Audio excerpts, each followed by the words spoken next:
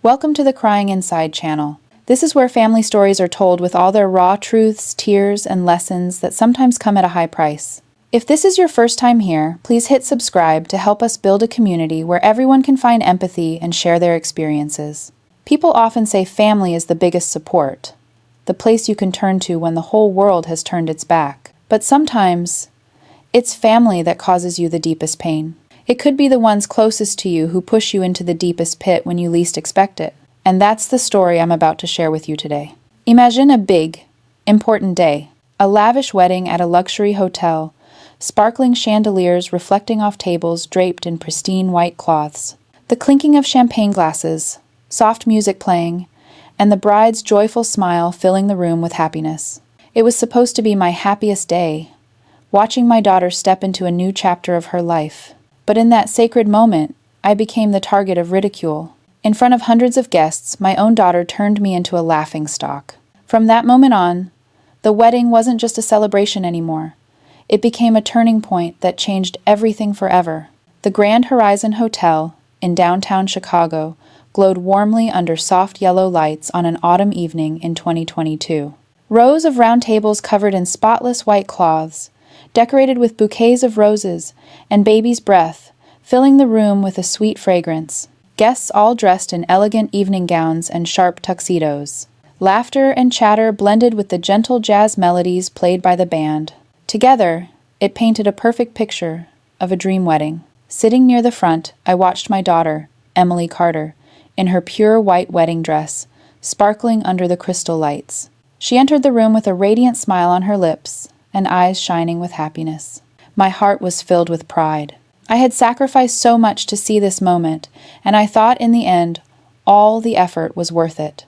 When it was time for the speech, Emily took the microphone. I smiled, quietly hoping for a few words of thanks, maybe for the family, for her mother, who helped cover half the huge cost of the wedding. The room quieted, all eyes on the bride. Emily took a breath, her smile still on her lips. She started softly, talking about love, about the journey she and her new husband had shared. Then suddenly she shifted gears. "My mother," Emily said, "she's going through a midlife crisis." Whispers started to ripple through the crowd, some people smirking. Emily continued, "At 60, my mom thinks she can build a business empire." She paused, making quotation marks with her fingers to emphasize the word empire.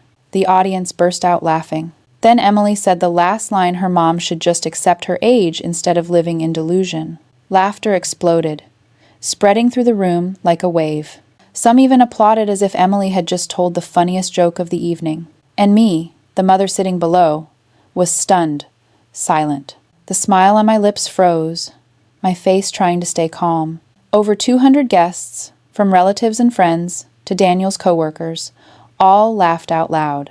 Every laugh sounded like a knife cutting through my pride. I felt like I'd been stripped bare in front of everyone, turned into entertainment for strangers. But inside, my heart shattered. I saw guests whispering to each other, some smirking, some looking at me with pity. It was as if everyone agreed with my daughter's words, that I was just an old woman clinging to a foolish dream. I heard a quiet voice at the next table. "At least she's found a way to pass the time." The giggles that followed sent a chill down my spine. In that moment, memories of the past flooded back. I remembered sleepless nights worrying so Emily could go to college, skipping meals to buy her books, and sitting by her bedside at night, waiting until she fell asleep before leaving. And now, that daughter, the one I love with all my heart, is using a microphone to make me a laughingstock in front of everyone. Emily kept speaking, her voice full of confidence. "We tried to tell Mom that every dream has an expiration date, and at some point, you have to be more realistic." Laughter broke out again. A few waiters tried to hide their smiles as they cleared the banquet table. I wanted to stand up, to leave immediately. I couldn't bear this humiliation for another second. But I also knew that if I left, everyone would only believe I was weak, that I was truly just a poor old lady who couldn't face the truth. So I stayed seated, my hands clenched tightly under the table, my nails digging into my skin until it hurt. Outside, the room was still filled with laughter. Inside, my heart was shattered. I felt betrayed not by a stranger, but by the very child I had raised and sacrificed my whole life for. I had never felt such a distance between Emily and me before. My name is Evelyn Carter. I'm 61 years old, living in a small house in the suburbs of Seattle. From the outside, my life seemed calm. A woman who had gone through a 30-year marriage and a steady office job for 3 decades. But the truth is, inside me was a series of broken pieces, long, exhausting days after everything I once held on to vanished. I used to be an office manager. For 30 years, I arrived at work at 8 in the morning, left at 5 in the evening, carefully managing every file, every number, every employee under my charge. I believed that if I worked hard and stayed loyal, the company would need me forever. But one day, the restructuring meeting took place. In less than 10 minutes, I was told my position no longer existed. They used the phrase, staff reduction to optimize costs. I immediately understood what that meant. People like me, older, with higher salaries, no longer had a place. I grabbed a small cardboard box and walked out of the building where I had spent my entire life, feeling like a part of me was left behind. Even worse, the 30-year marriage fell apart. My ex-husband quickly remarried, and his new bride was 18 years younger than me. Seeing their photo hand in hand on a Hawaii beach, I felt like an old book left behind. All those years of hardship together, all those forever promises, turned out to only matter until a younger face showed up. I was left with an empty house, meals alone, and an aching pain. In the early days, I felt worthless. No job, no marriage, and it seemed like no purpose left in life. My daughter Emily was getting ready to get engaged to Daniel. I hoped that would be my emotional support, but instead, I heard words that made me feel even more hopeless. Mom, you're 60 now, not 23 anymore. You should accept reality and think about enjoying retirement instead of dreaming about starting a business. Daniel, my future son-in-law, didn't even hide his sarcasm. He often smirked when I mentioned my business plans. Mrs. Carter, have you ever thought maybe instead of trying to be an entrepreneur, you should enjoy time with friends, travel, garden, like other women your age? That question hit me like a slap in the face. My sister, Linda, wasn't any better. At family dinners, she often told me it was time to let go. Evelyn, you've worked your whole life. Now it's time to rest. No one expects you to prove anything anymore. She said it gently, but I could hear the doubt in every word. Yet, amid those doubtful looks, I started to have a different thought. I had 30 years of experience running businesses, handling crises, and managing people. Were all those skills useless just because I was over 60? I wondered if I could turn those experiences into a new path. And then, the idea of a consulting company sparked inside me. I named the company EC Strategies, after my own name, Evelyn Carter. On the first day I started working, my office was just a corner of the living room table, an old computer, a few file folders, and a worn-out swivel chair. But inside me burned a fire I had never felt years ago. I wrote every email, typed every plan, and sent collaboration invitations to small and medium businesses around town. They hesitated, but a few gave me a chance. I took on the first project, then the second. Every time I signed a contract, I felt like I was reclaiming a lost piece of value. I didn't tell my family much about those early successes. When I tried to share, Emily just gave a faint smile. Daniel shook his head, and Linda sighed. They thought I was fooling myself, that this was just a way to fill the void after divorce and losing my job. But I knew clearly this wasn't a hobby, it was survival. I chose to stay silent, working hard so the results would speak for themselves. I once believed old age meant decline. But the more I worked, the more I realized I had never truly lived like I am now. I have the right to decide, the right to create, and most importantly, the right to prove that a 61-year-old woman can still rewrite her own destiny. Family life in America is always tied to familiar gatherings. Every Sunday morning, Emily often joins Daniel for long brunches where the table is piled with pancakes, crispy bacon, fried eggs, and steaming cups of coffee. These brunches aren't just about food, they're chances to brag about work, recent trips, and future plans. I'm often invited but rarely feel like I'm really part of the story. When I mention a new consulting contract, they quickly change the subject to the newly opened downtown restaurant or a tech project Daniel is involved in. There are also times when neighbors throw summer BBQ parties. The scent of grilled meat filled the quiet street. Children ran around laughing, while the adults gathered around cold beers. During those times, I usually brought my family's traditional potato salad, but when it came to work, I was met with awkward smiles. Everyone was used to seeing me as an older mom who loved gardening, not realizing I was running multi-million-dollar deals. In the fall, the whole family gathered for Thanksgiving, the table full of golden roasted turkey, deep red cranberry sauce, roasted pumpkin, and fragrant pies. I remember last year, when the family raised their glasses in celebration, Emily turned to me and said, "Mom, I hope this year you won't be so stressed about your little business." That comment felt like a needle piercing right through a feast meant to celebrate gratitude and love. When Christmas came, the house was decorated with twinkling lights and a Christmas tree covered in sparkling ornaments. I gave Emily a leather-bound journal, hoping she would use it to jot down ideas or long-term plans. But instead of smiling and thanking me, Emily sighed, "Mom, I don't need this stuff. You should keep it for your business." Her words were gentle but dripping with sarcasm. Then Emily and Daniel started planning the biggest day of their lives. They chose a luxurious resort by Lake Michigan, where the autumn forests blaze with red and gold, reflecting on the calm water. It was a dream location, perfect for a lavish wedding, with a stunning banquet hall, a famous jazz band, and professional staff. I contributed a large sum to support them. Money Emily thought came from my divorce settlement, unaware it was from my business profits. But what hurt me wasn't the cost.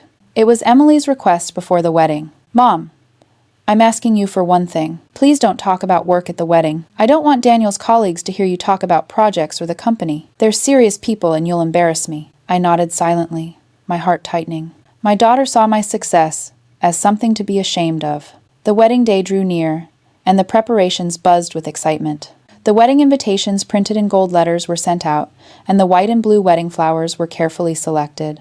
A jazz band was hired from New York, imported champagne from France, and the guest list stretched to over 200 people, mostly Daniel's friends and colleagues from the tech world. When I stepped into the ballroom that day, I saw a scene straight out of a wedding magazine. Round tables covered with white satin cloths, each centerpiece a tall vase filled with white roses and purple orchids. Light from crystal chandeliers sparkled and reflected all around. Glasses clinked with champagne. Soft jazz music played from the corner, and couples danced gently in the romantic atmosphere. It should have been the happiest day of my life, watching my daughter marry in such a perfect setting.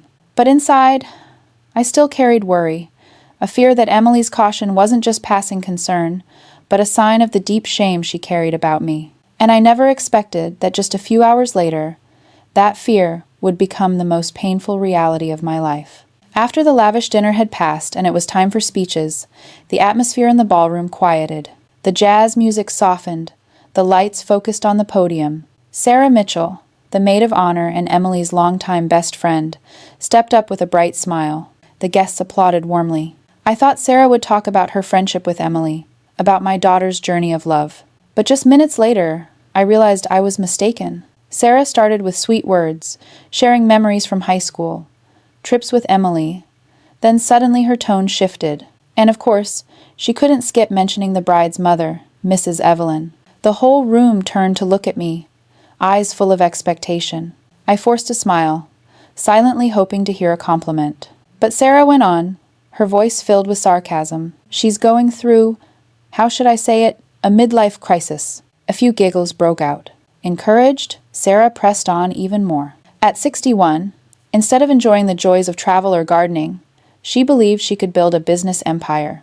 An empire. Sarah made a dramatic gesture with both hands, and the entire room burst out laughing. Laughter echoed throughout the room, like waves crashing and washing away my pride. I sat still, my face burning, forcing a stiff smile so no one could see the trembling inside me. Sarah ended her speech with a pointed remark. Still, we all loved her, because at least she found a way to stay busy instead of doing nothing. The crowd applauded loudly, some even whistling in encouragement. I felt my shoulders slump. The pain wasn't from a friend mocking me, but because my daughter sat right there, silently laughing along. I hoped, in that moment, Emily would stand up, shatter those sarcastic words with something protective about her mother. I waited. Emily stood, took the mic, a smile spreading across her face. My heart fluttered slightly. Maybe now my child would say something kind to soothe everything. But what Emily said next crushed that fragile hope. "Thank you, Sarah, for those very honest words." Emily began, then paused, looking straight at the audience. Everyone, I have to admit, my mom is definitely on a strange adventure. She really thinks she can build an empire. But, Emily paused dramatically, leaving a tense silence. Every dream has an expiration date. And when you're past 60, maybe it's time to be more realistic. Laughter exploded, like fireworks. Guests laughed, holding their stomachs. Some clapped on tables. Others wiped tears from laughing too hard. I sat frozen. Every word from my daughter rang sharp in my ears, sharper than any blade. Each burst of laughter was like a hammer striking my pride. In that moment, I no longer heard music, no longer saw the sparkling chandeliers. All that was left was mocking laughter. I see Emily, my daughter, the one I used to hold whenever she cried, the one I sacrificed my youth to raise, now standing there, proudly mocking me in front of everyone important in her life. I see Daniel, my son-in-law, clapping and laughing loudly. I see Daniel's colleagues, the ones Emily feared would think badly of her, now laughing at me, at the bride's mother. My heart shatters. I feel like a deep pit opened right beneath my feet. This is no longer about being looked down on by friends or colleagues. This is betrayal from my own flesh and blood, from the very child I raised and loved unconditionally. I want to stand up, to shout at Emily that she's wrong, that she doesn't know the truth. But my legs feel like they're nailed to the floor. I want to cry, but no tears fall. All I can do is sit still, forcing a smile to hide the storm inside me. As the laughter dies down, Emily keeps going, as if every sarcastic word is a victory. But my mother is still absorbed in what she calls her work. We just hope she realizes her limits soon. The hall bursts into laughter again, even louder this time. In that moment, I realize something. It's not just Sarah or Emily mocking me. The whole room, all 200 people, are laughing at my dreams, laughing at my existence. And the person I expected most to protect me is the one leading the wave. A part of me breaks. I'm used to outsiders doubting me, used to the distrustful looks from friends, from my sister, but I never thought my own daughter would choose to publicly humiliate her mother on the most important day of her life. That night, in a luxurious room with crystal chandeliers and white roses, amid loud laughter and sparkling champagne glasses, I sat there feeling like the whole world had turned its back on me. And I knew that after that moment, I would never look at my daughter with the same eyes again. After the laughter in the hall faded, I sat quietly, my hands clenched tightly in my lap. My heart still aches, but I forced a faint smile to hide my embarrassment. I thought the teasing was over, that everyone would quickly move on to something else. But I was wrong. Just minutes later, guests started coming over to my table. A middle-aged woman in a teal dress approached, placing her hand on my shoulder with a look full of pity. "Mrs. Carter, it's so sweet that you still challenge yourself at your age." I nodded, trying to smile, but inside I felt like a kid being praised for just trying to ride a bike. Another man, Daniel's colleague, clinked glasses with me and said, "Not everyone at this age dares to do what you're doing. No matter the outcome, at least you keep yourself busy." Then he turned away, as if I was just a filler topic in the conversation. I heard quiet laughter behind me, another voice whispering, "Like my mom selling crafts online, making a few $100s a year, but she's happy." Every word, every look of pity stabbed at me like a knife. They had no idea of the truth. Didn't know that my work wasn't a game or just a pastime. They didn't know that behind my forced smile was an empire growing stronger every day. Just as I was trying to keep calm, Daniel approached. He set his wineglass down and sat beside me with a polite smile. "Thanks for putting up with the speeches earlier," he said, as if I were just a supporting actor in a joke. He said it like I was just a side character in some joke. "Don't take it personally. Emily's just having fun." I looked him straight in the eye, trying to keep my voice steady. "This isn't a joke, Daniel." He shrugged, took a sip of champagne, and continued. "Anyway, I wanted to tell you this. Your work, what you call consulting, or building an empire, is really just a hobby. Don't get too delusional. At this age, the most important thing is to keep your spirits up. Find something to pass the time, and that's enough." Daniel's words hit me like thunder in my ears. I felt my face flush, my hands trembling under the table. He not only looked down on me, but treated all my efforts like some meaningless pastime. The man my daughter chose to be her husband, the one who will become part of my family, looked me straight in the eye and denied everything I've worked so hard to build. I wanted to argue back, to tell him that in just the past 18 months, I had bought 6 companies, and my portfolio was worth tens of millions of dollars. But I bit my lip and swallowed the truth deep down inside. I promised Emily I wouldn't say anything about work on her wedding day. I didn't want to ruin my daughter's wedding, even though my heart was breaking. I made an excuse to go to the restroom. My legs shook as I walked past the rows of tables, my ears still ringing with mocking laughter, fake compliments, and Daniel's scornful words. I stepped into a small room, closed the door, leaned against the wall, and took a deep breath. In the mirror, I saw a woman with carefully done makeup, but her eyes were filled with tears. I whispered to myself, "I won't cry, not here, not where anyone can see." After a few minutes, I fixed my outfit, took a long breath, and went back to the hall. But as soon as I sat down, another group of guests approached. One of them, a young woman in a red dress, smiled sweetly and said, "It's admirable that you still have that entrepreneurial spirit. After all, everyone needs something to keep busy with at this age." I nodded and thanked her, but it felt like salt being rubbed into my wounds. I started feeling suffocated. I wanted to leave, to find any excuse to stand up and disappear. I thought about pretending to have a headache, grabbing my coat, and walking out, leaving all the humiliation behind. But then I saw Emily. She was beaming, chatting with the guests, proudly holding her new husband's hand. I knew if I left, the whole room would start whispering that the mother couldn't handle the truth, and Emily would forever remember her mother walking out in the middle of her wedding.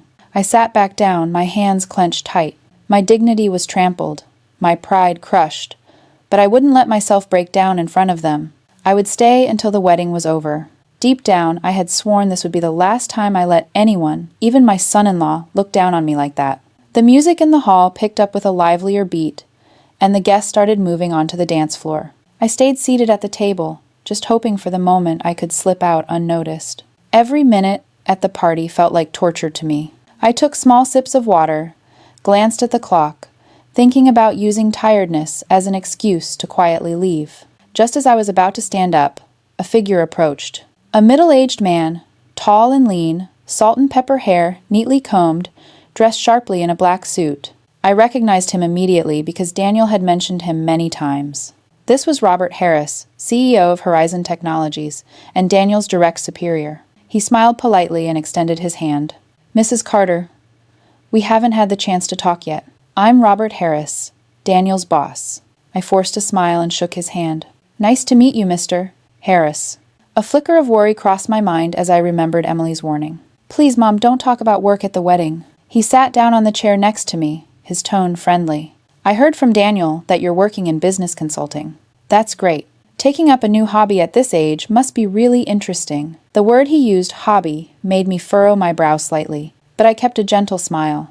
"Yes, I'm working in consulting, mainly focusing on operational efficiency and growth opportunities for businesses." Mr. Harris nodded, his eyes still carrying a polite pity. "Mostly small shops or family businesses, right? Anyway, keeping busy is a good thing." I took a deep breath, holding back the urge to reveal the truth. I replied slowly, "Actually, I focus on mid-sized companies, especially in the tech industry." He looked a bit surprised, raising his eyebrows. "Technology sector? That's a fiercely competitive field. Have you worked with any familiar companies?" That question felt like a turning point, forcing me to choose. I could keep it a secret, letting him think I was just a busy mom with a hobby in business. Or I could tell the truth and change everything forever. I looked him straight in the eye. "Yes, I recently closed the acquisition of Horizon Technologies." As soon as I said that, the room seemed to freeze.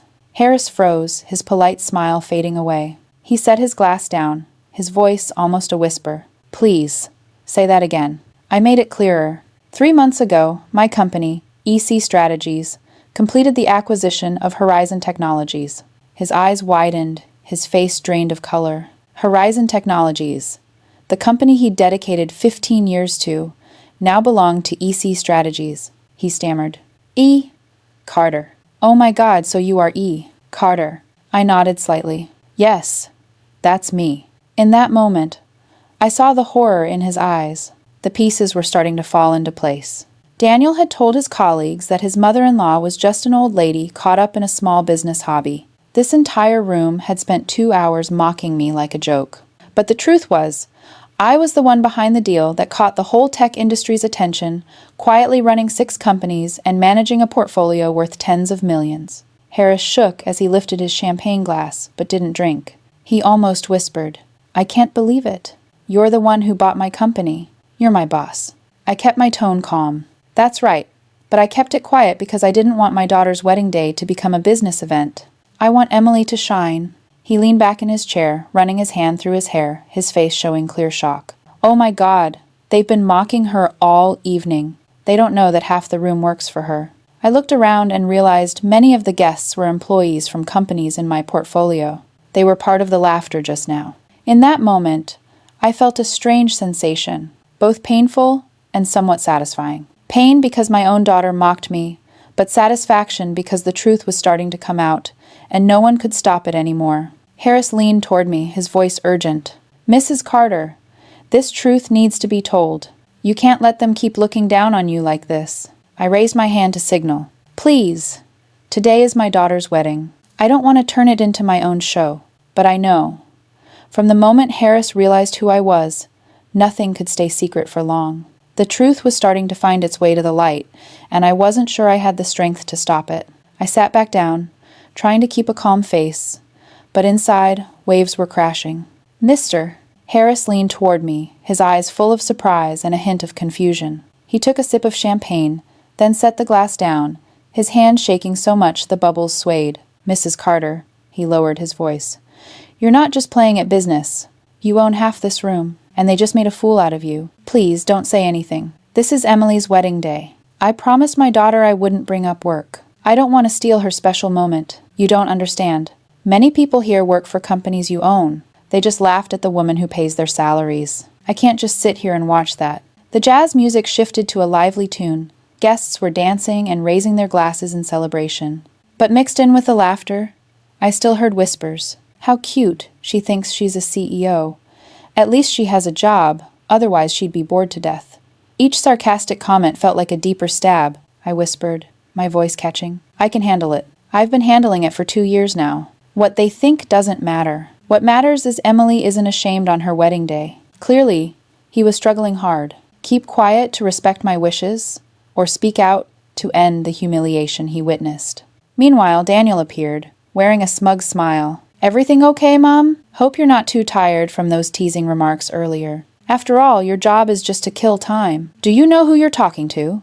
Daniel raised an eyebrow, not understanding the implication. I quickly placed my hand on Harris's arm, signaling him to stop. Daniel shrugged and walked away, still wearing that sneering smile. Harris watched him go, his eyes flashing with anger. "I can't believe it. Your son-in-law dares to speak to you like that, without even knowing who you are. That's right, and that's my choice. I want them to see me as just a normal person. I don't want Emily to feel overshadowed by her mother on her big day. You don't understand. This is not just a personal matter. This is a matter of respect. She built a $50 million portfolio. She owns 6 companies. And now, half the people in this room are laughing in her face, even though they're paid by her. She can stay silent, but I won't. If you do that, you'll ruin Emily's wedding. She will never forgive me, and I can't forgive myself either."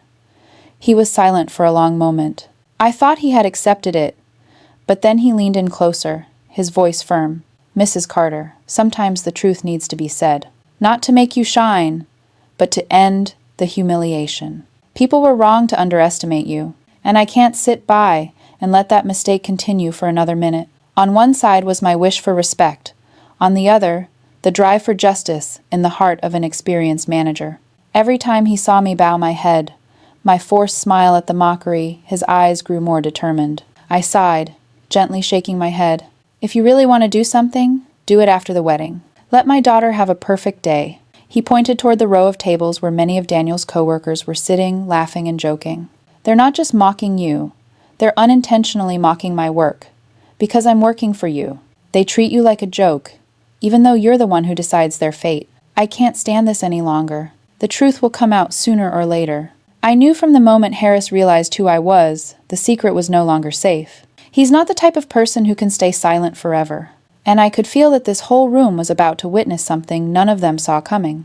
Inside me, a storm was rising. I wanted to protect my daughter, but I couldn't deny I was tired of being underestimated. Years of silence have pushed me to my limit. The lively music suddenly stops. The microphone crackles, drawing everyone's attention to the podium. Mr. Harris stands there, straight-backed, with a serious look in his eyes. He taps the microphone lightly, his deep voice filling the room. Sorry, everyone. I know this is Emily and Daniel's wedding party, and I don't want to interrupt. But I've just uncovered a truth that I think we all need to know. Laughter and clinking glasses all fade away. 200 eyes turn toward him at once. I sit frozen, my heart pounding in my chest. I want to stand up and stop him, but my legs feel nailed to the floor. Harris looks around, then speaks slowly and clearly. Tonight, many of us have laughed at and looked down on a woman, thinking she was just a mom, killing time with some small business hobby. But the truth is very different. Ladies and gentlemen, we were wrong. That woman is none other than the bride's mother, Mrs. Evelyn Carter. And she is not a small-time player. She is E. Carter, CEO of EC Strategies, who has acquired Horizon Technologies along with several other companies. Then murmurs break out. Some people gape in shock. Others drop their plates of cake. Emily sits stunned, her face pale as a ghost. Daniel's eyes widen, his lips moving, but no words come out. Harris continues, his voice growing stronger. In the past 18 months, Mrs. Carter has bought 6 tech companies, building a portfolio worth over $50 million. Half of the people in this room work for companies she owns, and tonight we all laughed at her. I hear deep breaths and hurried whispers. A man who just compared me to his mother-in-law selling handmade goods now looks pale as if he's lost blood. The guests who once patted me on the shoulder with pitying smiles now avoid my gaze, looking down. Emily whispered, almost choked up. Number it can't be. Mom. Mom is E. Carter? Her voice trembled, mixed with horror. Daniel stammered, trying to find an excuse. There must be some mistake here. Mom drives an old Honda. She lives in a small house in Seattle. Someone like that. How could she be the owner of Horizon Technologies? You don't understand. Truly successful people don't brag. They let their work and results speak for themselves. Mrs. Carter is exactly that kind of person. I felt hundreds of eyes on me, no longer mocking smiles, but shock, shame, and amazement. In that moment, my heart trembled, yet I felt the weight on my shoulders slowly lift. Harris turned back to the microphone, his voice strong. On behalf of everyone who has wrongly underestimated Mrs. Carter, I want to apologize. We were blind, unable to see the truth right before us. She not only deserves respect, but she is also an inspiration to all of us. I saw Emily cover her mouth, tears welling up. Daniel sat frozen, his eyes dazed. I knew this moment would change everything. No one in the room could keep treating me like a joke anymore. But at the same time, a part of me ached. This wasn't how I wanted the truth to come out. I wanted to keep it a secret so Emily could have a perfect wedding day. Now the whole event had been turned upside down, and I was the center of attention. I bowed my head, took a deep breath, preparing for what was coming. Because from the moment Harris revealed my true identity, nothing could go back to the way it was. The atmosphere in the hall was thick and suffocating. All eyes remained fixed on him, Harris. He slowly lowered the microphone, but before leaving, he turned to look at me, his eyes giving me a responsibility I couldn't avoid. He handed the microphone toward me. The whole room fell completely silent.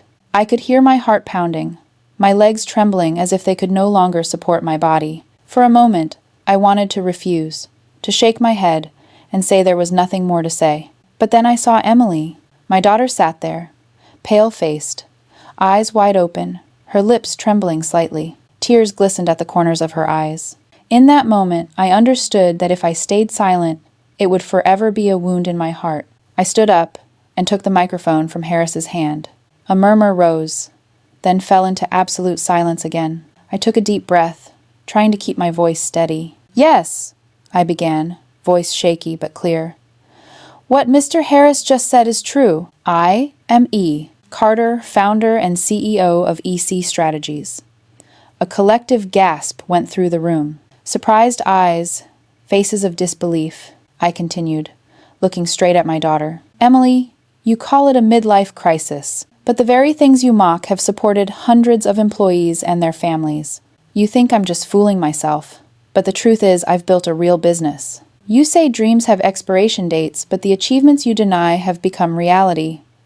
The room went quiet.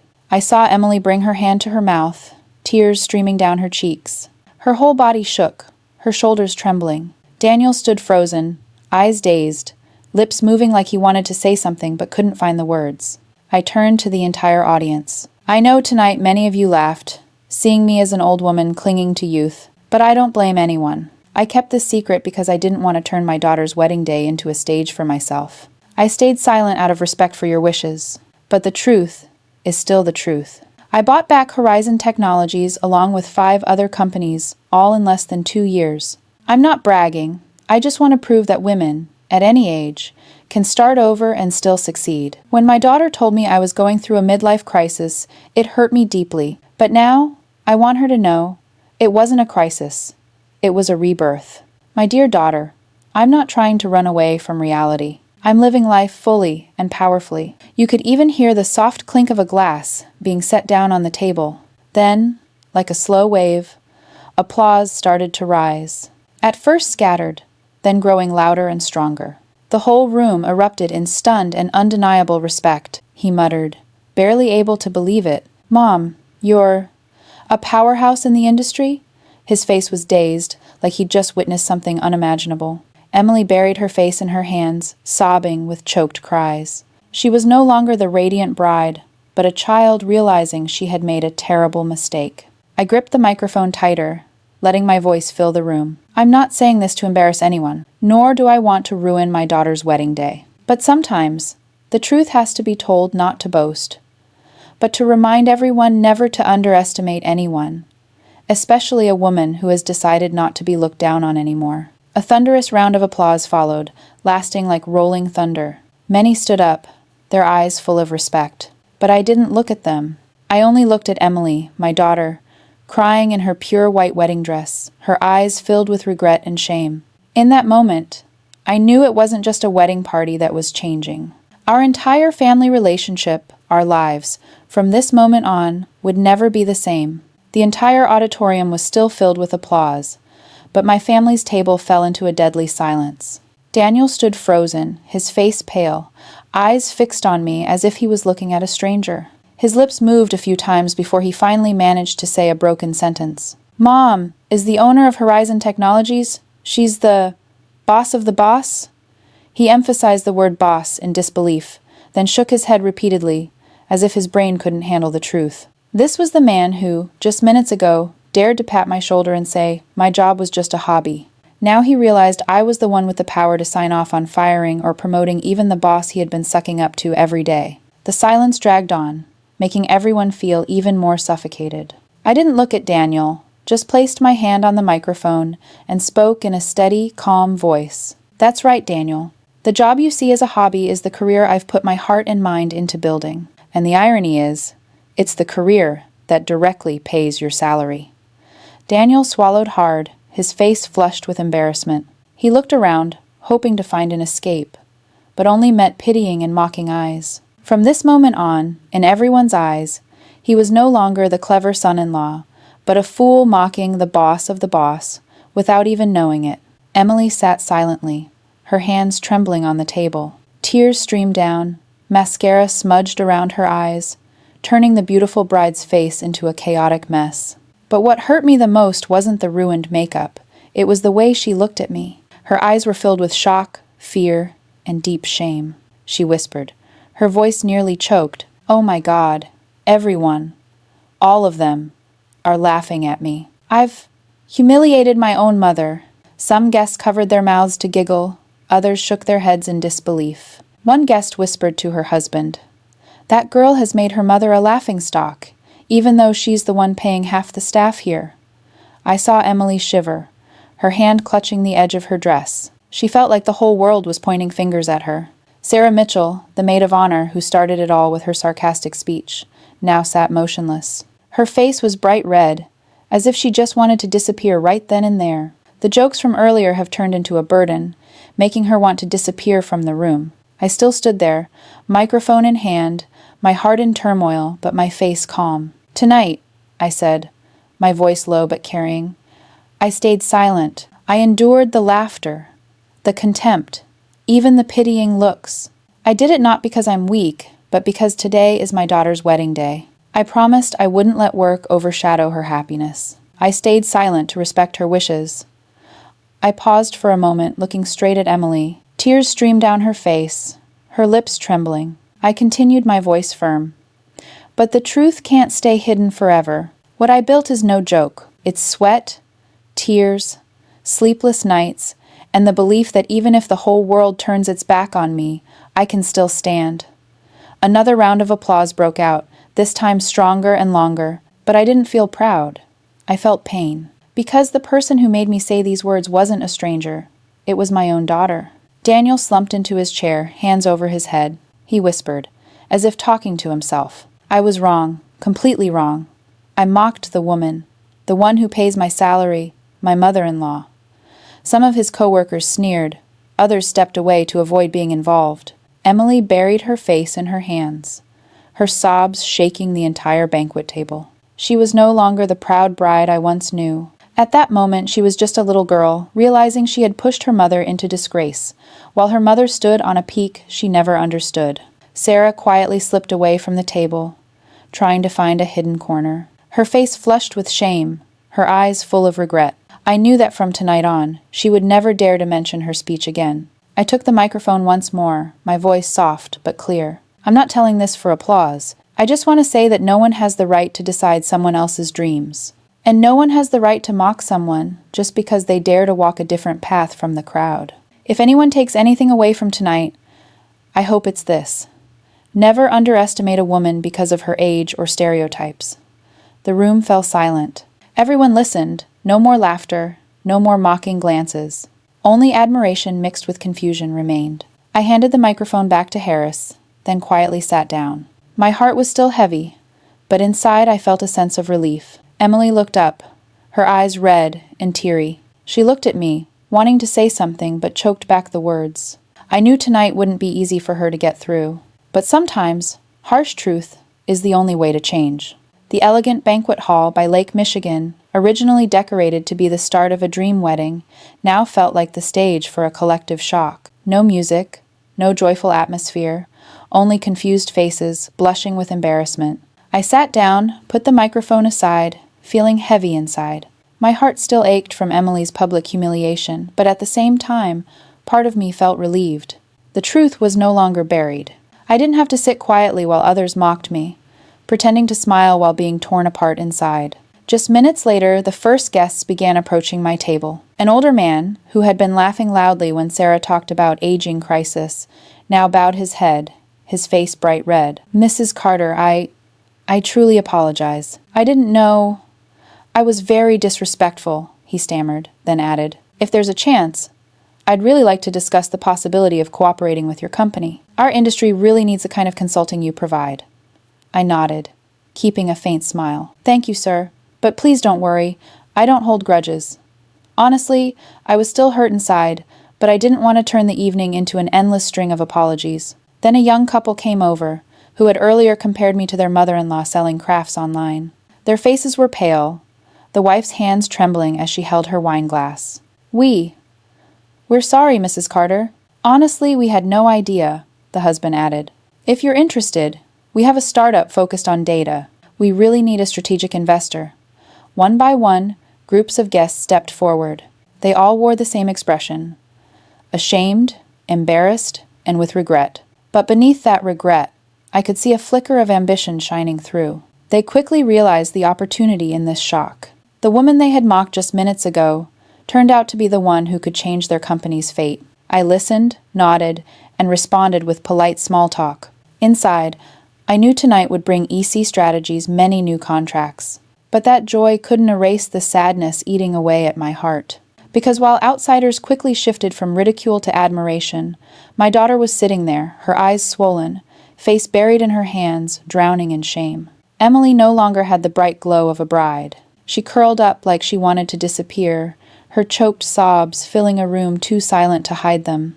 I saw her trembling, her shoulders shaking as guests passed by, many looking at her with pity. For her, nothing was more painful than being exposed on her wedding day, in front of her husband's colleagues and even his top boss. Daniel wasn't any better. He slumped in his chair, eyes dazed, no longer wearing that arrogant smile. Every time a coworker walked by, they threw him a half smile mixed with pity. He couldn't say a word, because every sarcastic comment he'd ever made about me had now turned into a slap in his own face. I looked at Emily, feeling a knife twist deeper than any mocking words from the guests. I never wanted her to endure this humiliation. I just wanted her to know that her mother is not useless, not shameful. But now, that very truth was shattering the world she had tried to build. I placed my hand on the table and quietly spoke, just loud enough for Emily to hear. "Honey, I never wanted this to happen. I stayed silent to give you a perfect day. But the truth can't be hidden forever. Don't think I did this to get back at you. I just don't want my whole life to be a joke." Emily looked up, her eyes red and lips trembling. You embarrassed me in front of everyone." I shook my head. "No, Emily, you embarrass me.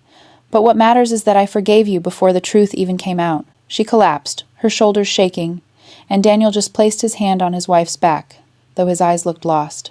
Guests kept coming and going, but the atmosphere had completely changed. The mocking laughter from before disappeared. Instead, there was hesitation, caution, and even respect. Every handshake, every greeting, now carried a completely different tone. Meanwhile, I sat quietly, overwhelmed by a mix of emotions. I was hurt by my daughter's betrayal, watching her break down on the happiest day of my life. But I also felt relief. Relief from no longer having to hide, no longer living behind the mask I'd worn for so long. Everything was laid bare, raw, but also freeing. As the lights in the hall dimmed, signaling the party's end, I knew my life was entering a new chapter. No more silence, no more bowing down, and no more pitying laughs. After that wedding, everything in my family changed forever. No one could look at me with pity anymore. The shock from the wedding spread farther than I thought, and its aftershocks lasted for months. Daniel was the one who changed the most. The arrogant, sarcastic son-in-law suddenly became excessively polite. At family dinners, instead of sneering whenever I mentioned work, he started calling me Miss Carter respectfully. The first time I heard Daniel say that, I found it a bit funny, but I also understood that fear and respect had replaced his old contempt. Not only that, Daniel often came to me for advice. "Miss Carter, my company is planning to expand with a new product. What do you think about this market?" Or, "What strategy should I propose to impress the board of directors?" Those questions, if I had heard them before, I probably would have thought it was a joke. But now Daniel really listens, takes notes, and has come back many times to thank me when my advice brings positive results. His attitude has changed, and I know it's not just because I'm his mother-in-law, but because I hold real influence in the industry he's pursuing. Linda, my sister, has also changed in her own way. For years, she always told me to let go, saying that at 60 I should rest and not chase dreams.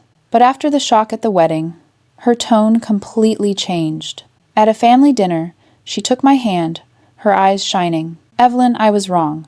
You're not only brave, but you make me proud. Who would have thought the little sister I grew up with would become one of Seattle's most successful businesswomen?" Hearing that, I felt warm inside. But I also knew that pride came late. I went through those lonely days alone, and only when success came did people start looking at me differently. Still, I smiled. I no longer blamed anyone, because the most important thing was that I proved my own worth. Emily was different.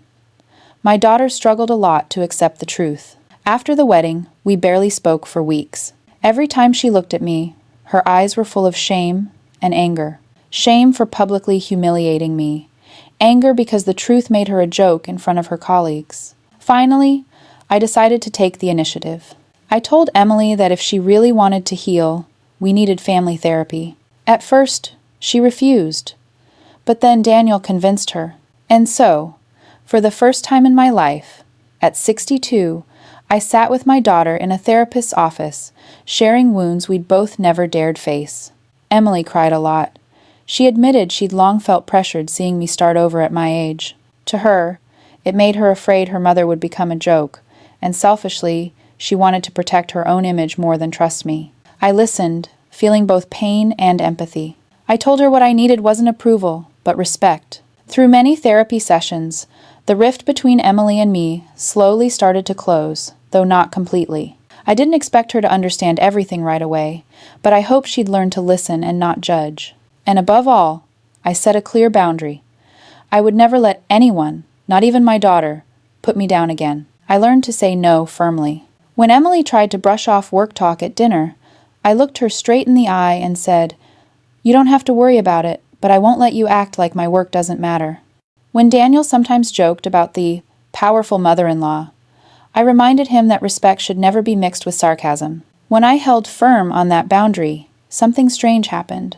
Both Emily and Daniel started learning how to adjust themselves. Emily interrupted me less and less, and Daniel cut back on the teasing. Linda often bragged to her friends that her sister was E. Carter, the one the financial press had mentioned. And I, for the first time in years, felt truly respected by my own family. Looking back, I know the wedding incident was a deep wound. But from that wound, real change began. I lost the innocent belief that family always means support, but I gained a stronger truth. My real value doesn't need anyone else's approval. I am still Evelyn Carter, 62 years old, founder of EC Strategies, the woman who stood back up after divorce and unemployment. I'm no longer seeking approval. I just want to keep my dignity.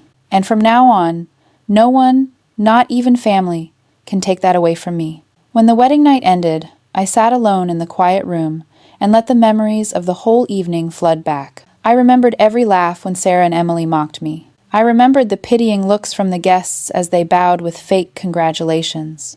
I remembered the moment my heart shattered when my own daughter stood before 200 guests, denying her mother's worth. But I also can't forget the moment I took the mic, spoke my truth honestly, and silenced the whole room before it burst into stunned applause.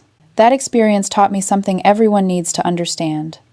Age does not define a person's worth. A woman in her 60s can still start over, still write a completely new chapter in her life. I used to believe I should be content with a small house, a peaceful garden, and a few occasional calls from my daughter. But after losing a 30-year career and a long marriage, I had to ask myself, would I let the rest of my life pass by meaninglessly? Or would I stand up, start over, and prove that I still have value? I chose the second path.